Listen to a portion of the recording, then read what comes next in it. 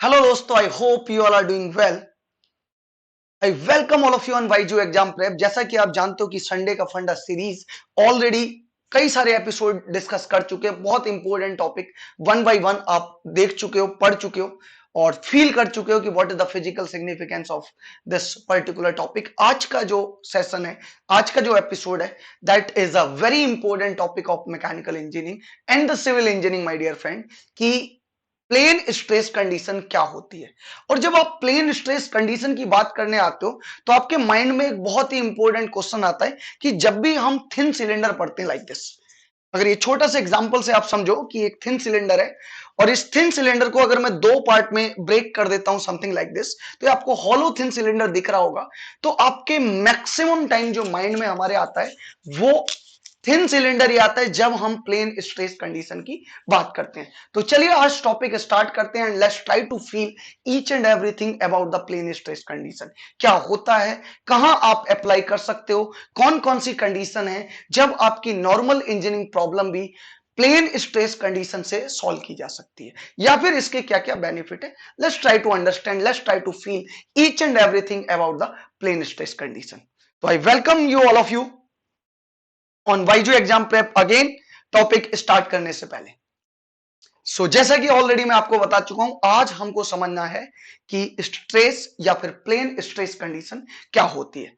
First of all let's try to know plane stress condition होती क्या है। Generally हमने पढ़ा है कि जो इंजीनियरिंग कंपोनेंट होते हैं उसको हम 3D में अगर डिस्कस करने आए तो total number of stress component जो होंगे that will B 9। Out of 9, 3 will be the normal and 6 will be the shear.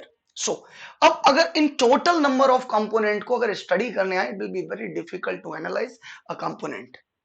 तो हम इसमें प्लेन स्ट्रेस कंडीशन को पहले समझते हैं होता क्या है। एक component is said to be under plane stress condition जब स्ट्रेस वेक्टर किसी एक पर्टिकुलर प्लेन के अबाउट जीरो हो जाए। इससे बेनिफिट क्या होगा, जो स्ट्रेस वेक्टर किसी एक पर्टिकुलर डायरेक्शन में प्लेन में अगर जीरो हो जाता है, then in that condition we find जो टोटल 9 कंपोनेंट थे वो डायरेक्टली 4 में कन्वर्ट हो जाएंगे, right. So the point is this, जो आप 3x3 की मैट्रिक्स होती थी स्ट्रेस टेंसर में, that will be converted into 2x2 matrix. So ये बेनिफिट होगा, एनालाइज करना बहुत आसान हो जाएगा किसी भी एक कंपोनेंट को।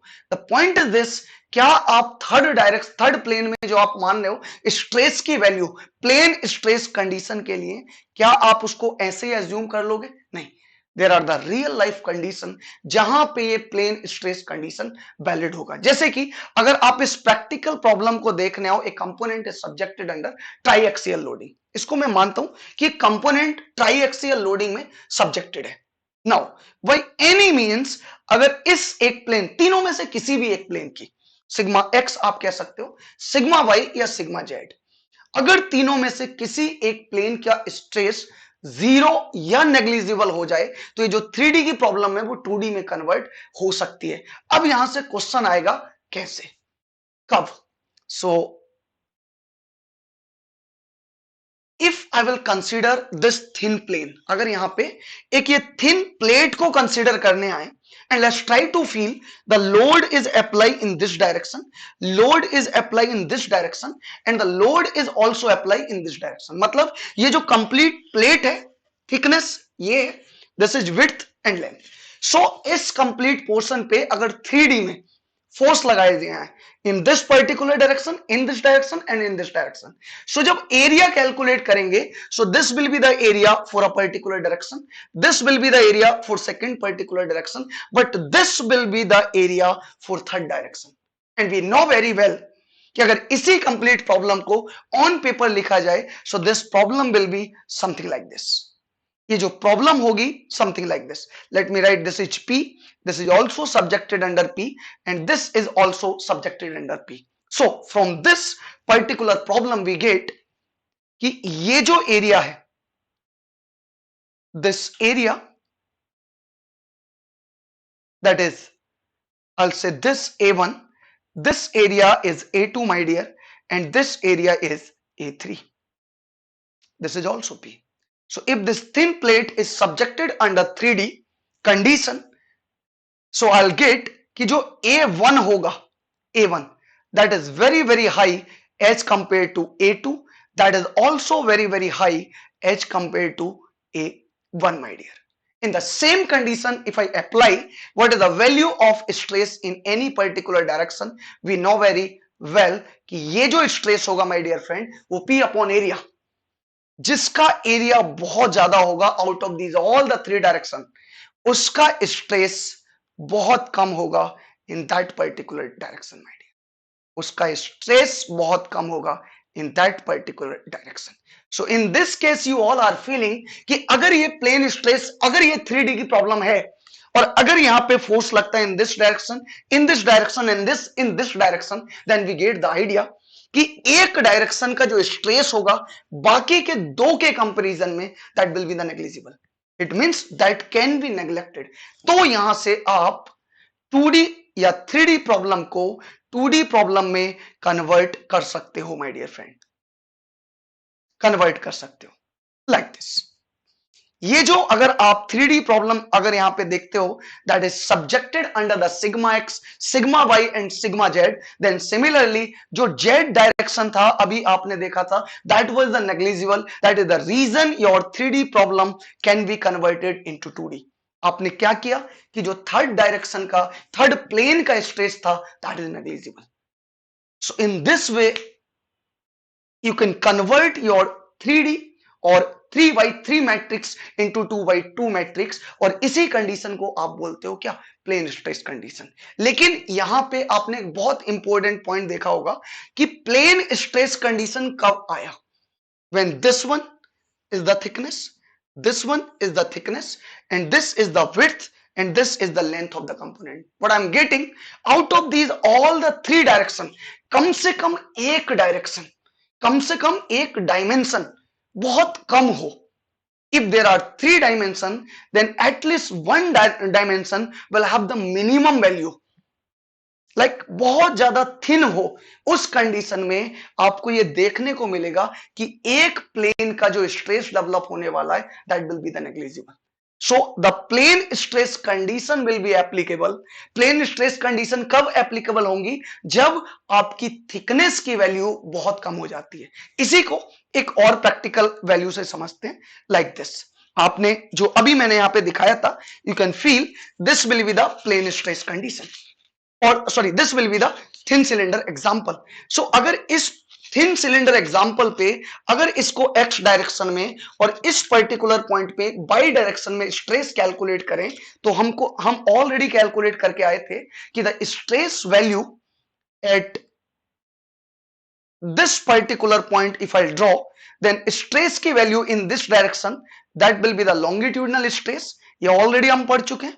And in this direction that will be the hoop stress. But again there is also one more direction that will be the radial stress. एक और भी था जो radial stress होता था. So in this condition if I draw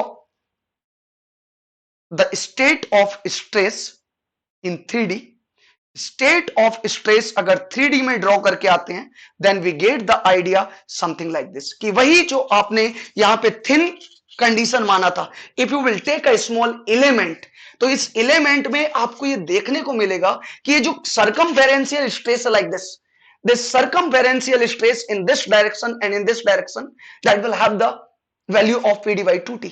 और यही जो लेंथ के रेस्पेक्ट में स्ट्रेस आया था, that is the longitudinal stress that will have PD by 4T. एक और स्ट्रेस था, वो कौन सा था, दैट वाज रेडियल स्ट्रेस. एक और रेडियल स्ट्रेस था. तो ये जो प्रॉब्लम है अगर यहां पे देखोगे, सो this will be the radial stress, it's value is exactly numerically equal to P. So what value we are getting in this thin cylinder problem, we are getting three type of stress. Radial in the direction of diameter, third one. Second, hoop stress.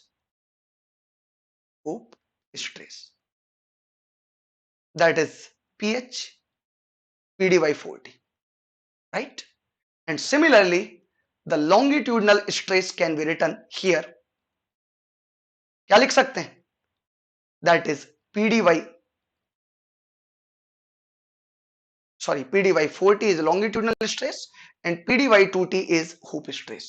So in this case already हमने पढ़ा है कि अगर ये thin cylinder है तो thickness या diameter की value greater than 20 time of thickness होनी चाहिए.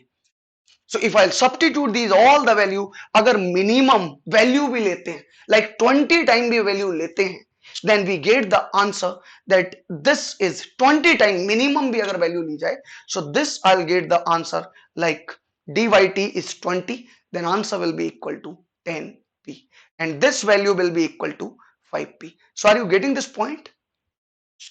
कि जो इस पर्टिकुलर डायरेक्शन का स्ट्रेस है कौन सा, रेडियल सर्कमफेरेंशियल स्ट्रेस, और इस डायरेक्शन का स्ट्रेस है each compare to radial stress जो कॉन्सेंट्रिक सर्कल के परपेंडिकुलर जाके है, उस पर्टिकुलर पॉइंट पे आप ये फील कर रहे हो कि स्ट्रेस की direction in this particular direction, in this particular direction that is 5 and 10 time of the stress. So you can get the idea कि ये जो रेडियल स्ट्रेस है that is the third plane stress, Z plane stress जो value है that is very negligible as compared to hoop and longitudinal stress. And let me clear this point, ये सारी चीजें हो क्यों रही हैं कि इन सारी डायमेंशन में चाहे वो डायमीटर की बात कर लो चाहे वो लेंथ की बात कर लो, थिकनेस की वैल्यू बहुत कम है. तीनों में से कम एक डायमेंशन अगर बहुत कम होती है then definitely in a plane one stress will be the negligible as compared to other. So इसलिए उस कंडीशन में आप कह सकते हो कि ये कंडीशन प्लेन स्ट्रेस कंडीशन की है. So from here we can apply the condition of the plane stress like sigma x. अगर इसी को मैं यहां पे रिप्रेजेंट करना पड़ जाए sigma x like this, अगर इसको यहां पे रिप्रेजेंट कर रहे हैं ये है sigma X. Sigma Y, what is this one? This one is circumferential or hoop stress. So in this case this is PDY40 sigma x and this hoop stress will be PDY2T my dear. And again you have just neglected third plane stress. Third plane stress आप neglect करके आ गए और वो कौन सा है? वो कौन सा है आपका? Radial part. So in this way you can get the proper idea कि कहां पे आप प्लेन स्ट्रेस कंडीशन अप्लाई कर सकते हो, कहां नहीं कर सकते. Like this. At last let's try to discuss the same problem कि सर आपने ये तो डिसाइड कर लिया कि प्लेन स्ट्रेस कंडीशन में जो वैल्यू होगी स्ट्रेस की on third plane like on this plane it will be zero. But let's try to discuss कि यहां पे जो वैल्यू होगी जीरो, क्या इस डायरेक्शन में स्ट्रेन आएगा या नहीं आएगा, क्या इस डायरेक्शन में स्ट्रेन आएगा या नहीं आएगा. So we know very well what is the basic formula of the strain in any arbitrary direction perpendicular to the longitudinal strain. ये हमने ऑलरेडी पढ़ा है. तो यस, अगर आपकी प्लेन स्ट्रेस कंडीशन है इट नेवर डिफाइन कि उस डायरेक्शन उस प्लेन में स्ट्रेन नहीं आएगा. अगर प्लेन स्ट्रेस कंडीशन है तो definitely stress value will be zero, मतलब sigma z will be zero, tau x z will be zero and tau y z will be zero. You can't say कि बाकी के जो स्ट्रेन है उस particular direction में that will be zero. Okay, so आपको ये क्लियर आ गया होगा what is the plane stress condition. Plane stress condition में क्या जीरो होगा और क्या नॉन जीरो होगा. स्ट्रेन नॉन जीरो होगा और जो स्ट्रेस होगा उस पर्टिकुलर प्लेन का that will be the zero. So और प्लेन स्ट्रेस कंडीशन वैलिड कब होगी? जब one of the three dimension will be very very less, मतलब आप एक ऐसे कंपोनेंट के साथ डील कर रहे हो जो एक्चुअल में आपका थिन बॉडी है. Like this plate my dear friend, like you can say thin cylinder, और जो बहुत थिन गियर होते हैं उसमें जो स्ट्रेस प्रोड्यूस होता है that is also the example of this plane stress condition. So I hope आपको ये सारी चीजें क्लियर हो गई होंगी.